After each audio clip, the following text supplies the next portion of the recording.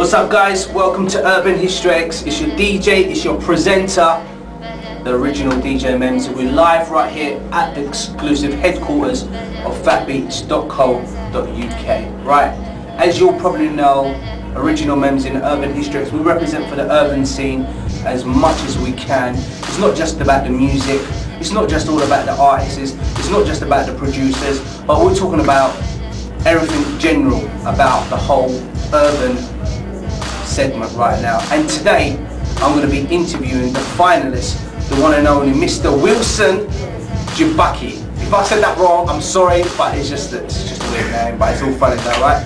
Right, he's a model and he's just, you know, he's here exclusively right here on Urban History X with my boy, the original Memzee. We're going to be talking to him about and finding out, you know, why, you know, how he got into the final, what his achievements are, how he can advise up and coming artists, how, you know, make their dreams come true and stuff. And he's going to be taking part in the final, which is going to be taking place on Friday the 27th. We're going to talk to him more about, you know, about what's going to happen, how we got into the final and what exactly the sponsors are. We're going to find out more information about it. But guys, welcome to Urban History X. This is an exclusive interview with Mr. Wilson. So if you want to find out more about it, you've got to keep it locked right here on London's #1 movement for the UK segment, Urban History X. Don't go anywhere. Yo people, we're logged onto Urban History X with original Memzee, my boy, DJ, live. Listen, be inspired. YouTube.com/Memzee999 and welcome to Urban History X. I'm in the presence of the one and only Mr. Wilson. How do you pronounce his surname? Igbbeneka. Igbbeneka. Welcome to Fat Beats. How you doing, brother? Cool, man. Welcome. Right, talk to us, Wilson. What's going down with this whole final thing? What's going down, big man? Talk to us. Well, I'm really fortunate, you know, to get to the final, you know, of this modeling competition. What's this modeling competition you're talking about right now? Talk to us. Okay, it's called UK Top Model of Color. Okay. It's an event that happens once a year in England. You know, where models around the country enter this competition to win a contract with the agency. Okay, what kind of contract do they win? Well, they win a contract with the agency that help them, support them to the mainstream industry. Okay. Yeah. So and other things entail in that contract. So, but at the moment, I don't know what's in that contract. Because every year that contract develops, you know, with different things.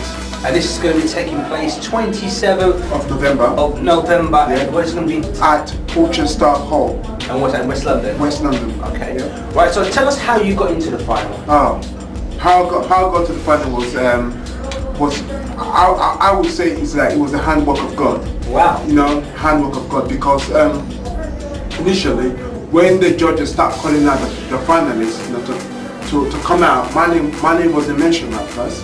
So they said to me, we don't think you know, you're not good, yeah, like that. So I thought, okay. So I went home. I was really sad, you know. I was crying, you know, tears coming out from my eyes. You was crying? Yeah. I was like, you know, I was so disappointed, because I've been telling a lot of young people in my college and in my area to believe in your dream. Okay. No matter what. So what part of London are you from? It's from East London. What part of London? Canning Town. Okay, cool. Yeah, so I was telling a lot of young people, we have to believe in our dream. If we're ever going to change our society, if we're ever going to change what is going on in our society, it's going to be through our dreams.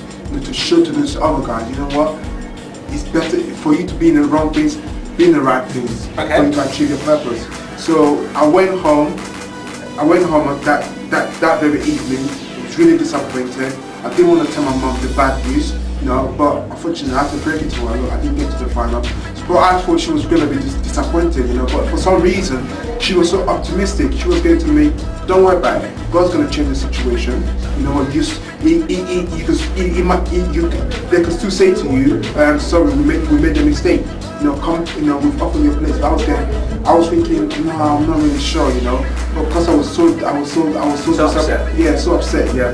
So on Sunday, next day, I didn't sleep. I was just thinking of different ways, you know, how I could still become a model through mahogany models. So I was just looking. I was thinking about different ways. For some reason, on Monday morning, I called Mr. Mahogany and I asked him, look, is there still other opportunities for me to become a model through your agency? And the first thing he said to me was, Wilson, don't you check your emails? You know, I went, why? He goes, we sent you an email yesterday that the judges were talking about you, that they're to believe you're still worthy of a place in the final. And you are in the final. And I'm in the final. Congratulations.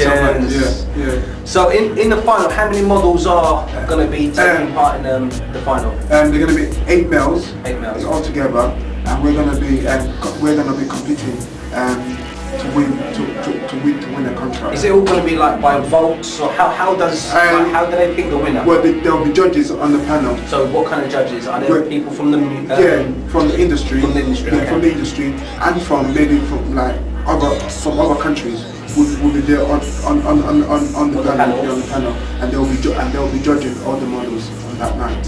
So why do you think you will win this kind of? Why do you think you will win the final? What's the difference between you and the other 8 models? I think there's 2 things about me. First thing I think is my look. Your look? Yeah, because a lot of people have said to me, if you look in the magazines, you won't actually see the way my face is, my cheekbone, how it's structured, how it comes out. You see it, but I've got a unique structure, unique facial appearance that they keep saying that to me. So the first thing when they it's your look that is different. It's different. Yeah, it's different. So what kind of modelling do you do then, Wilson? What kind of modelling do you count yourself as? Well, I like wearing like suits. You know, like working with when I get the opportunity. You know, like going out to wear like jeans, boots, all those kind of things. You know, I think that's what I think. But I like commercial work. Okay, commercial work. How did you know that you wanted to be a model? What inspired you to become a male model? I think a lot of people, whenever I go to a retail shop or walk on the street, you know, I dress like this, and everyone keeps saying to me, you need to go into modeling. You actually need to go into modeling because you have the look. And I thought, I'm not tall enough though. No. Modeling is not about being tall, but you having confidence in yourself and believing that you can do it. So apart from modeling on the side, and it seems like you want to become a successful model in what you do, but what do you do as a part-time job? Like, well, I work in a retail shop. Okay. Yeah. What shop? What name? It's called Zen. It's Stratford Centre. Okay. I work there about three days a week. Okay. And I'm a retail. Do you get free clothes from there? Yeah, yes I do. Definitely. So apart from the whole modelling thing, you work as a part-time in retail into the fashion industry. But how did you know you wanted to be a model? How did I know? I was like influenced by friends or families. I was influenced by friends. It's something I looked to myself. I just thought, you know what, I want to do this. I want to do something that's different. You know, that I never thought, you know what, I can do this. Yeah.